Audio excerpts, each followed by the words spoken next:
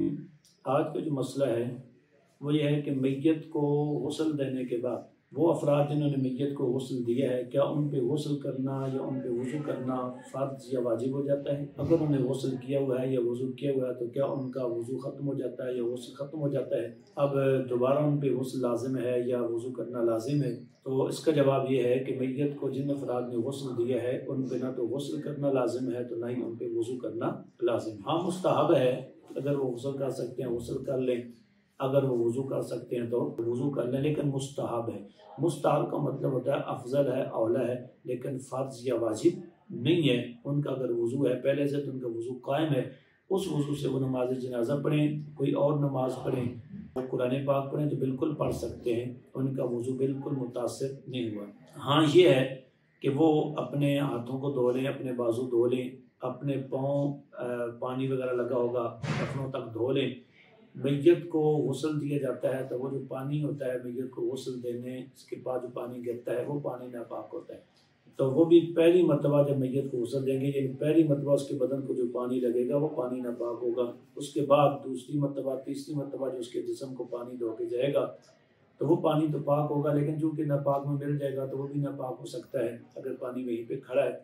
اس لیے ہوتا ہے کہ چونکہ امکان ہے کہ ناپاک پانی اس کے ہاتھوں کے ساتھ لگ گیا ہو، اس کے بازوؤں کے ساتھ، اس کے پاؤں کے ساتھ، تو آدمی اپنے اعضاء کے یہ جو بازو ہیں ان کو دھو لے، اپنے پاؤں کو دھو لے۔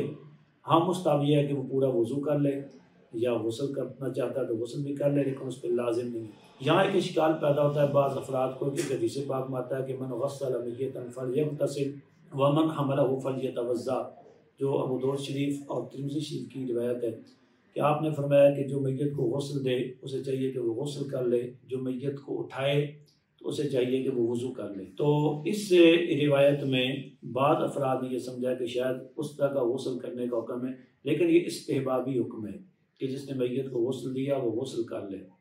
یہ وجوبی حکم نہیں ہے، یعنی فرض یا واجب نہیں ہے، یہ استحباب کی حد تک ہے کہ جس نے اٹھایا وہ وضو کر لے۔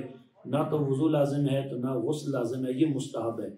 مستحب کیوں ہے؟ اس لیے کہ جب ہم کوئی ایک حدیث پاک پڑھتے ہیں تو اس کا حکم کیا ہوگا؟ اس کو صرف ایک حدیث سے متعین نہیں کرنا چاہیے، ہمیں دیگر احادیث بھی دیکھنی چاہیے، اور اس کے ساتھ صحابہ کی اقوال بھی دیکھنے چاہیے، ان کے معمولات بھی دیکھنے چاہیے کہ صحابہ کرام کیا کرتے تھے۔ تو اس ضمن میں ایک روایت جو ملتی ہے وہ حضرت عبداللہ بن عباس رضی اللہ تعالیٰ عنہ سے، آپ فرماتے ہیں کہ لیس علیکم فی غسل میتکم غسل اذا اغتسلتموہ فإن منکم لیس فإن میتکم لیس بنجس فحسبکم ان تغسلوا ایدیکم۔ آپ فرماتے ہیں کہ جب تم میت کو غسل دو تو تم پہ غسل کرنا لازم نہیں ہے، بس تمہارے لیے اتنا ہی کافی ہے کہ تم اپنے ہاتھوں کو دھو لو۔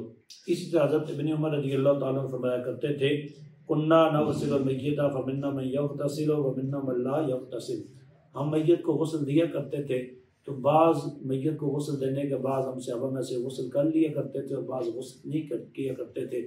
تو یہ چیز بتاتی ہے، صحابہ کرام کے معمول بتاتے ہیں، ان کے اقوال بتاتے ہیں کہ یہ جو حدیث پاک میں نے پہلے ذکر کی تھی اس میں میت کو غسل دینے کے بعد غسل کرنے کا جو حکم ہے یہ وجوبی نہیں ہے، یہ نہیں مستحب ہے۔ اگر کوئی آدمی کر لیتا ہے تو فبیہ، اگر نہیں کرتا تو اپنے بازو دھو لے، اپنے پاؤں دھو لے، تو اتنا ہی کافی ہے اس کے لیے۔ وما علیہ الا البلاغ۔